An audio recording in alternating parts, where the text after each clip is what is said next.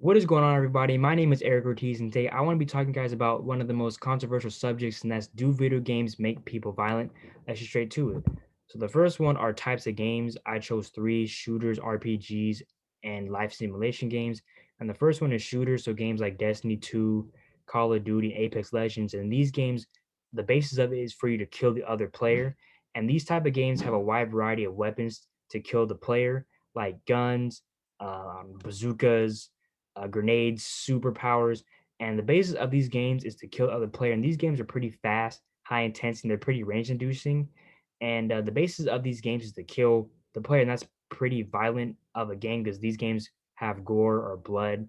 And these games basically have just one goal as to kill the player to either win the game or level up.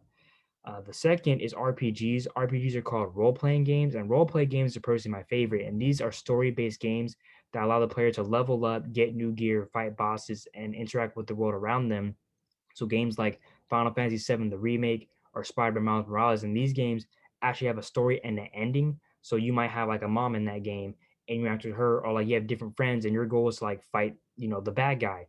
And these games are pretty cool because it's kind of like a movie and or like a TV show because you're actually watching as you play. You get through cutscenes, which are kind of like mini movies in the game, and you get to see how your player interacts with the world around them. And these games actually have an ending. And the last game are life simulation games, which is games based in real time and have concepts of real life. So kind of like Animal Crossing and The Sims 4. Animal Crossing, for example, have a time-based building system to where certain things you do is on a time scale. You can't if you're building like a ladder today, you have to wait for tomorrow to finish, and they give you like a bank account and stuff. And some of the concepts in Animal Crossing can be used in real life because they share similar objectives and similar timestamps. And the second thing is how do video games affect our brain? So video games do affect our brain. It affects the attention of our brain.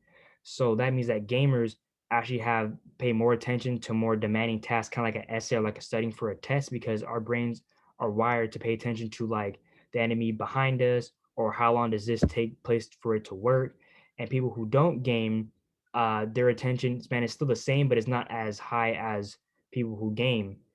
And it also can be negative because since you're gaming a lot, it can actually trigger the brain to be addicted because it changes the neural reward system in our brain for it to become addicted. So it can be like a drug addict to where it'd be really hard for you to get off the game because, oh, you're so close to beating this, or you're so close to getting that gun, or you're so close to, I'm going to win this game, or I have to build my island right now. And it'd be really hard for some people to get off of it because they're so addicted to the satisfaction of getting rewarded in that game when they don't really get rewarded in real life. And so the final thing is, do video games actually make you violent? So when researching about leaking to video games, scientists have actually seen controversial studies have found no persuasive link, meaning there's little to no evidence that video games lead to violence. Video games mostly lead to aggression because I do admit I have broken a few controllers from a video game because I was just young and dumb and I just threw a controller because I was really mad at the game. But I didn't want to go and take a knife and stab three people because I didn't get the certain gun that I wanted. There's really no evidence into someone being mad, let's say at Call of Duty, and going out with a gun and just killing four people because, oh, they dropped a low kill death ratio. That's not how it works. Mostly it leads to aggression and addiction, which are still negative, but video games don't lead to violence. It actually leads to more creative and innovative individuals because it actually makes your brain work. Even though it may look like it's broadening your brain because you're on the TV screen for a long time, it actually makes your brain work because on some games, like on Final Fantasy, there are puzzles. There are literal puzzles in the game that actually, if you can't do it, need to have a video because they're actually pretty hard and pretty advanced. And video games are a way for people to escape, let's say, all the coronavirus stuff, and it's just a way to kill time.